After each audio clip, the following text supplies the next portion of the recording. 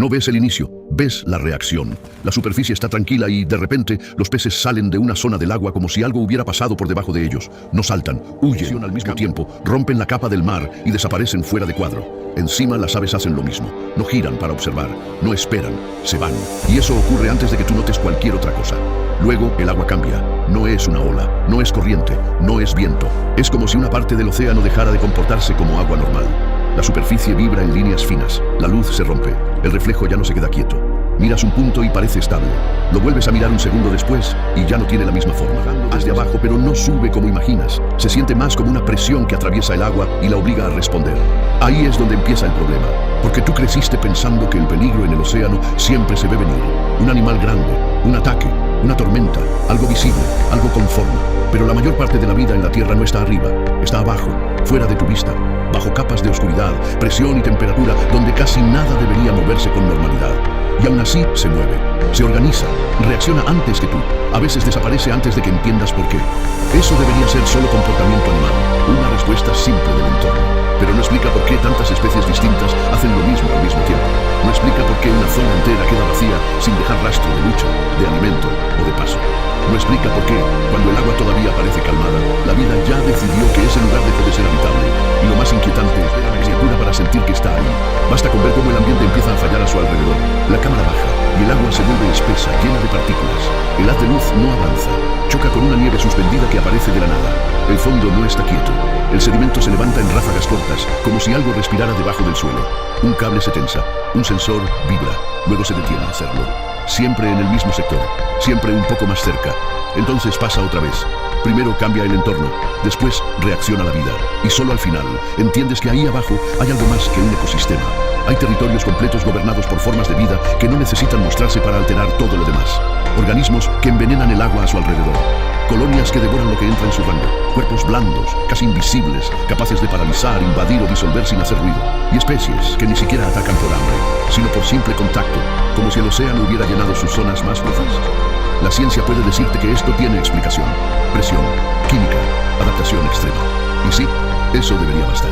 Pero no basta cuando ves que el agua cambia antes de que aparezca nada. No basta cuando la vida huye antes de que llegue el impacto. No basta cuando el fondo parece vacío, pero todo a su alrededor ya está reaccionando, como si algo enorme acabara de despertarse. Porque el océano no esconde solo criaturas extrañas, esconde sistemas enteros de vida que pueden volverse peligrosos mucho antes de que tú sepas que están ahí. Bajas unos metros más y el océano deja de parecer un lugar. Empieza a aparecer un mecanismo. La luz ya no ilumina. Apenas toca partículas suspendidas y vuelve rota, como si algo en el agua estuviera desarmando la visión antes de dejarte mirar. El fondo aparece por fragmentos, una roca, un borde, una grieta, nada completo, nada quieto del todo. Y entonces notas otra cosa. No hay peces alrededor, no porque no puedan estar ahí, no porque la profundidad lo impida, no están porque ya se fueron. El espacio está vacío de una forma limpia, como si alguien hubiera borrado toda reacción normal antes de tu llegada.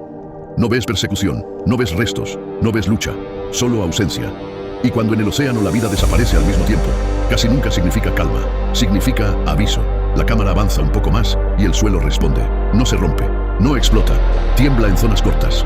Un sedimento fino se levanta y vuelve a caer sin corriente clara que lo empuje. A la derecha una nube pequeña aparece del fondo y se desarma. A la izquierda otra. No son iguales, pero hacen lo mismo. Algo pasa, el entorno cambia, la vida no está. Y cuando empiezas a reconocer el otro punto, eso debería tener una explicación simple. Gases, temperatura, química del agua, todo eso debería alcanzar, pero no explica por qué el cambio aparece antes de cualquier evento visible. No explica por qué algunos organismos se apartan mucho antes de que el fondo muestre actividad real. No explica por qué zonas distintas empiezan a comportarse como si compartieran la misma señal. Y ahí es donde la idea de vida marina se te queda corta. Porque no estás pensando en peces grandes, ni en depredadores obvios. Estás pensando en cuerpos que parecen inofensivos hasta que entran en contacto contigo. Colonias transparentes más largas que un autobús, pero tan finas que la cámara casi no las registra. Nubes vivas de tentáculos que no cazan con velocidad, sino con alcance. Organismos pegados al suelo que no persiguen nada, pero convierten el lugar donde están en unos parásitos microscópicos que no necesitan morder para invadir. Medusas que no necesitan verse enteras para hacer daño. Gusanos, bacterias, toxinas, filamentos, enjambres. Vida que no se impone por tamaño, sino por sistema. Ese es el error más común cuando miras el océano. Creer que el peligro siempre tiene forma reconocible. A veces no tiene cara, tiene densidad. El agua se vuelve más espesa en un sector.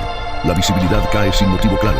La luz del equipo rebota en una masa casi invisible y por un instante entiendes que no estabas iluminando agua vacía. Estabas tocando algo vivo, algo enorme, o algo extendido, o algo distribuido, que para la cámara sigue siendo incompleto, pero para el entorno ya es suficiente para cambiarlo todo. Lo peor es que la reacción nunca empieza contigo. Empieza antes. Un banco de peces se parte lejos de la luz. Un crustáceo que normalmente seguiría inmóvil abandona una grieta sin esperar. Un grupo entero de organismos del fondo deja de moverse en la misma dirección y se pega a un trayecto que tú todavía no puedes ver. La vida corrige primero. El agua corrige después. Tú entiendes al final.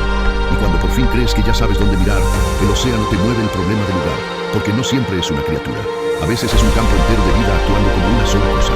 Y cuando entiendes eso, el océano se vuelve todavía peor. Porque ya no estás pensando en un animal escondido en la oscuridad. Estás pensando en extensiones de vida que ocupan el agua como si fueran clima. Capas enteras, columnas vivas, zonas donde tú crees que solo hay profundidad. Pero en realidad hay cuerpos blancos, filamentos, toxinas, organismos transparentes y depredadores casi invisibles compartiendo el mismo espacio. No necesitas verlos completos para entrar en su territorio. Con que atravieses la capa equivocada, la cámara sube un poco y la visibilidad mejora apenas. Lo suficiente para mostrarte algo que al principio parece un error del lente. Una línea casi transparente. Después otra. Después una curva de tentáculos tan fina que solo existe cuando la luz la toca en cierto ángulo y de pronto entiendes que no era suciedad flotando. Era vida suspendida. Mucha, más de la que deberías encontrar junta, más de la que tu cerebro puede ordenar rápido. Eso debería ser solo biodiversidad extrema, adaptación, estrategias de supervivencia. Y sí, eso explica una parte, pero no explica la escala, no explica por qué tantas formas de vida distintas pueden ocupar la misma oscuridad sin que tú las detectes hasta estar demasiado cerca. No explica por qué algunas de las criaturas más largas del planeta no parecen sino infinitas, porque nunca caben en el cuadro. Empiezas siguiendo un segmento y no encuentras el final. Cambias la luz, giras la cámara. Solo aparece más. Y mientras tú intentas identificar una cosa, el ambiente ya cambió de nuevo. El agua pierde claridad, no por lodo, por densidad biológica.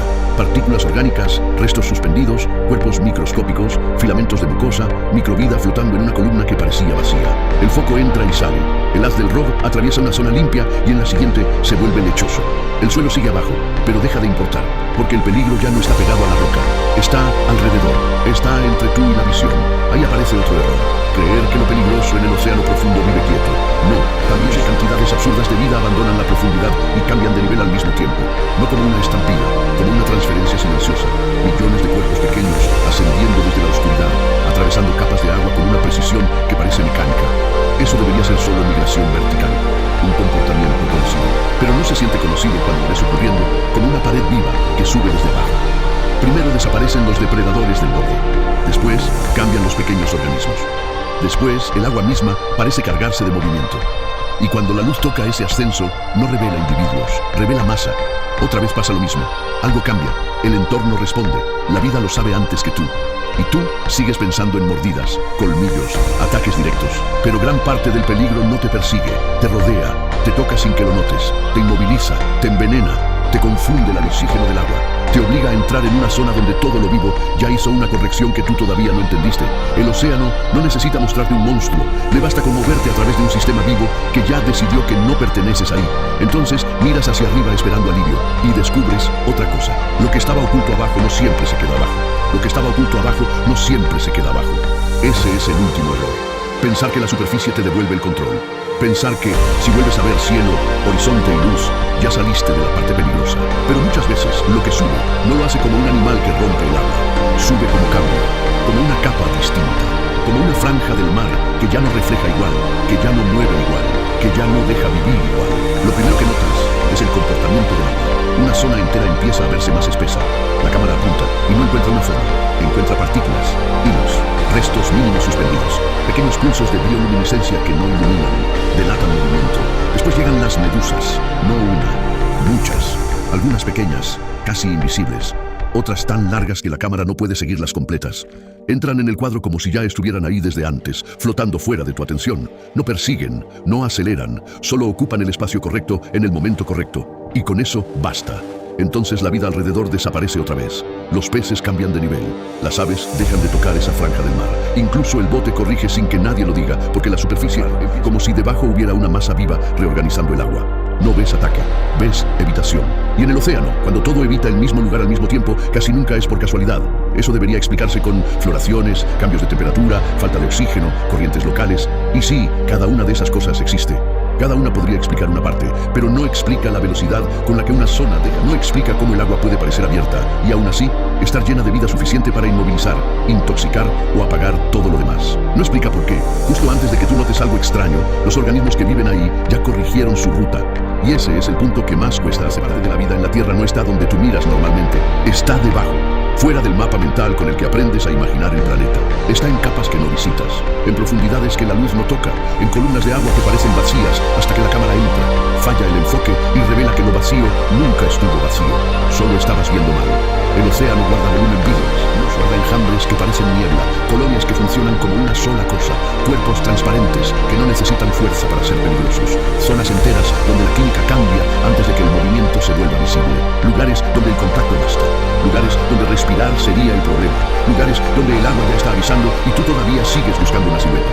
Por eso el miedo real no viene de saber que hay criaturas extrañas ahí abajo, viene de entender que muchas veces no las vas a ver primer efecto. El agua deformándose, la luz fallando, el fondo vaciándose, los peces huyendo antes, las aves corrigiendo antes, los instrumentos moviéndose antes, siempre antes. Y cuando por fin unes todo, el océano ya te cambió la escala del problema, porque ya no estás pensando en un animal escondido en un punto remoto del planeta. Estás pensando en un sistema vivo inmenso, distribuido, antiguo y en gran parte fuera de tu vista. Un sistema que no necesita salir completo a la superficie para afectar todo lo demás. Un sistema que sigue ahí ahora mismo, debajo de un mar que desde arriba parece normal. Y eso es lo que más inquieta, que la próxima señal no tiene por qué ser una sombra gigante, no tiene por qué ser una mordida, no tiene por qué ser algo que llegue haciendo ruido. Puede empezar igual que siempre, con un tramo de agua que cambia primero, con la vida corrigiendo antes que tú, con un lugar que con unos segundos todavía parece habitable, hasta que deja de serlo.